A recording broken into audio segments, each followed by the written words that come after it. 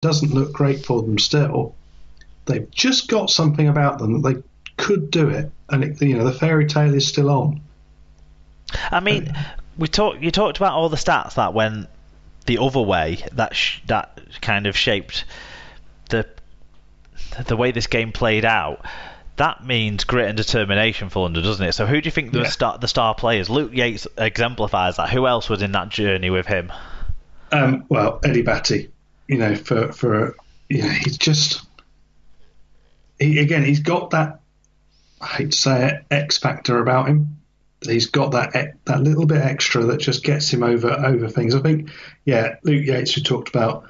I think Brock Lamb's gelled in quite well. He seems to have fitted that side and what they're doing. And then, you've got to go back to him, but Paula Abdul. She's done very well, and the rhythm has definitely got her.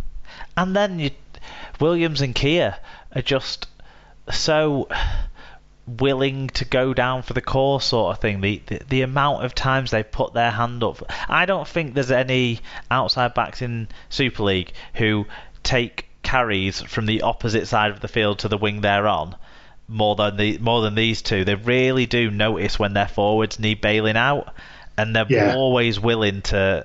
And I'm not saying the right hand side are lazy for the London outside backs either, but these two just don't even let them tire themselves out. It's all right, lads. We'll carry this ball out of here. We'll clear our line again and again and again. I think that's really impressive character within the London side, because let's face it, the story of this game, we've talked loads about London's character and talents and opportunism. The story of this game is how many chances the Catalan Dragons just threw away. Yeah, that was what the second half of it is. That just and it's nothing else but sheer laziness from that Catalan side, that they clearly have decided we're not really going to be properly in the mix of going up. We're not going to be in the mix for going down. We don't need to work hard now. Let's just clock off, get through the games, play within ourselves, try not to hurt ourselves, although they're trying to hurt everybody else in the process. Let's not try and do too much. Let's just get to the end of the season and then we'll worry about things afterwards. And it's just disrespectful to the competition, to themselves, but to the fan base, to the fan base, to the sponsors in that sponsors lounge, and also it's just you don't like it, and you kind of wonder. Do you think they're trying to get McNamara sacked? Do you think there's a split in that camp? Some people who want to play that structured NRL style of game versus a very contained game, because hell, you can't do it if you're making 18 errors. You can't play that style of game. Or do you think there's a group who want to play a more expansive game?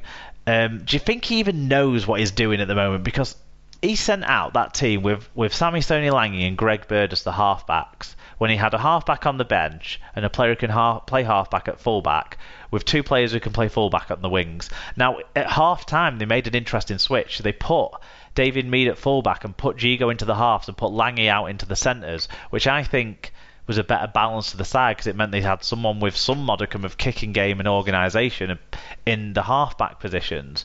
But everyone's pulling in different directions. Some people want to have a flashy offloading game. Some people want to have a grind them out, make your sets count game. Some people just seem to not know how to keep hold of the ball when the line's begging. I don't understand how. There must be a kid somewhere in that setup who's willing to take opportunities ahead of Lewis Tierney, because Lewis Tierney keeps dropping the ball when the try line's begging. Yeah, he must have done that. I mean, I can probably think about 10 I can think of this season where he's done that. And is it just that he's knackered and needs a rest? But that should be down to the coach. I have a theory with Steve McNamara that he's only really good for he's probably only got a shelf life of about 18 months, 2 years before he becomes stale, and it's just, it all sounds the same and it's all very dull and no one really cares now. I think he reaches a peak point very quick, probably a bit too quickly for someone at the top level, and I think he could be that we're at the bottom end of that, and that he's on his way. If not short term, then certainly he won't last next season. He can inform, he can educate, and he can even improve players. What he doesn't seem to have the ability to do is enthuse players, engage with players, and ultimately make players express themselves. Yeah, I mean, we saw it with England, and I've said it before as well. His positional knowledge of what players you can put into what positions and what's going to work and what's not going to work isn't the greatest by any stretch. You know, the amount of times you can think, you know where I'm going here. We're going straight back to Brett Ferris at fucking hooker. It's not. Some things don't work. Some things don't work all the time, you Steve. You need to work that one out. There are certain players that can play in different positions. There are other players that can't. Starting as your halfbacks, as Samasoni Langi and Greg Bird, isn't going to win you anything. Shall we give context? Dick of the year. Shall we give context on Greg Bird, who's probably more likely to win Dick of the year than Steve McNamara, who arguably has been let down to an extent by his players, whereas Greg Bird is doing it all himself. Context to the people who didn't see the game, all that vitriol aimed at Greg Bird was because Greg Bird got caught up in a tackle where he effectively forward rolled into putting himself in a dangerous position when the tackle was affected. He wasn't put over the horizontal. It was, to be honest, it could have been a penalty for pulling the leg around or something like that, but he flipped himself and got a player sin-binned because the referees didn't really have much choice from what they were seeing. It looks like a sin-bin, doesn't it? Yeah, in real time, if you're up close to it, that looks like it's dangerous play. Yellow card, thank you very much. When you see it on the camera and you see it step back, you think, what the fuck are you doing? That is just embarrassing. Yeah, I really hate it when players who have been so great are also clearly not of strong moral fibre. But I think maybe too many players who aren't of the strongest moral fibre in that outfit that was out there on Saturday meant that too many players weren't pulling together. I think Remy Casti as a captain has a really difficult job in that squad. I don't know how he brings that squad together for more than a small patches, and really they seem, like you say, think the hard work's been done, don't they? Yeah. I mean, you can see it. I've seen teams like that before, and that's all you can see there. Last word on London, then. What was your They're highlight going to do of the it. game? They're going to do it. They've got the belief. Things are just written for them. They're going to do it.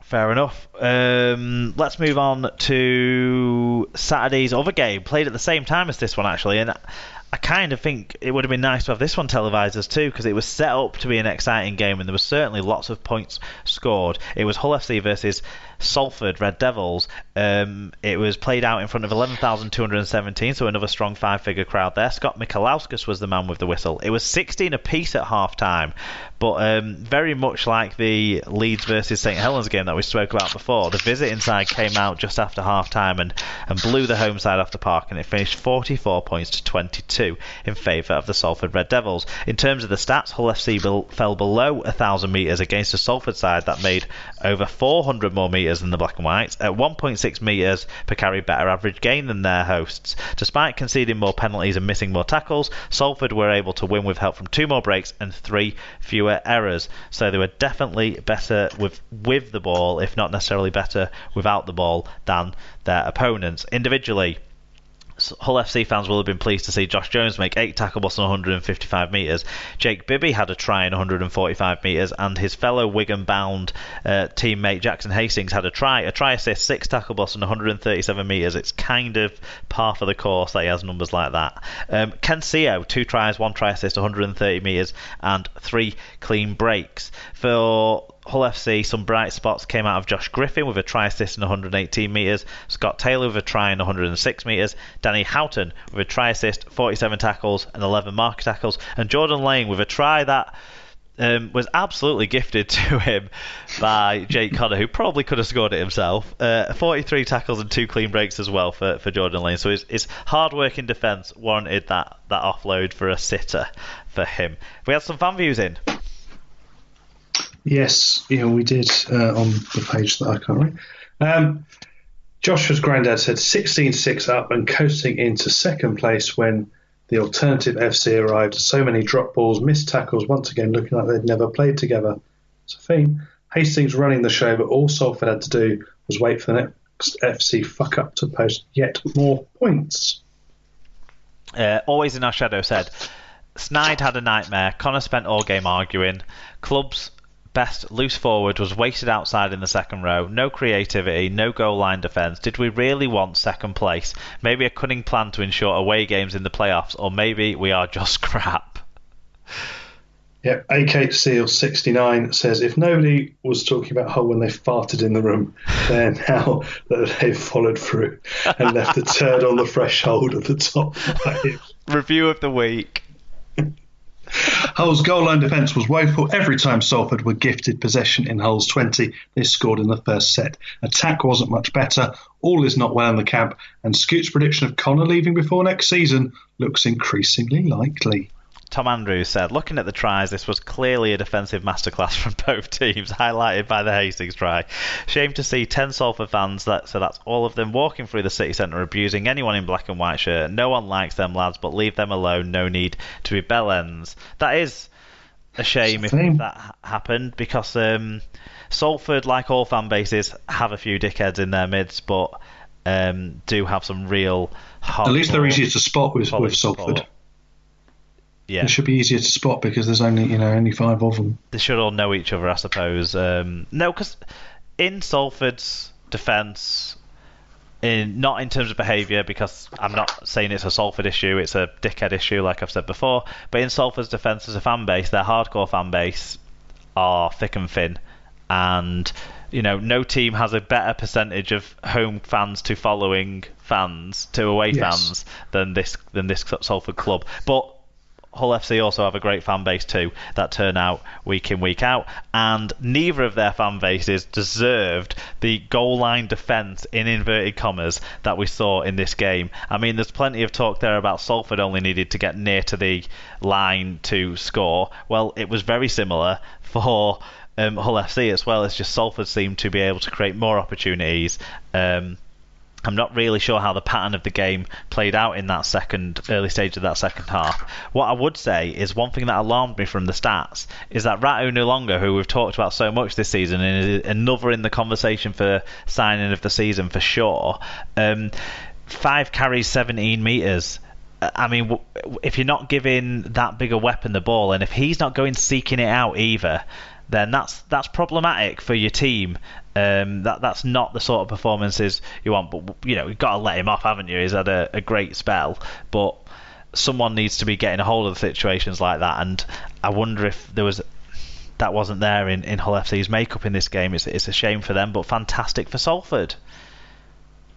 Did you see the tries from this one? The amount of fall over tries was shocking, weren't it? It was. I mean, I'll talk in a minute about a game where it was all you had to do was get within 5 metres. This one was within 2 metres and let your legs go because you were going to score. It was not the defensive highlight of the year from either teams by a long chalk. I don't think it was even probably the defensive highlight of the week. I think they probably need to get a young half-back from Mighton Warriors to come in and be their defensive coach for next week. He has one top tackler. He has been defender of the week in recent weeks, so he knows what he's doing. Yeah, get him in. Good old chip and chase, Joshua. Right. Star players, I think Mossop appeared to have a captain's knock. He's got good write-ups in a very bizarre write-up in the League Express, but elsewhere I've seen good write-ups for him as well. It's not so much just the write-up, it's the accompanying pictures that are interesting. Yes, but it was a good performance from him. I think he was wearing the captain's armband in this one as well for the Red Devils. I think he's if he can show good leadership, then credit to him for certain. Hastings, he appears to be key again. He pops up all the time, doesn't he? With numbers and praise. But the wingers. In fact, the three quarters all had positive performances. Two for Salford in this, but the wingers, both of them had some good moments in this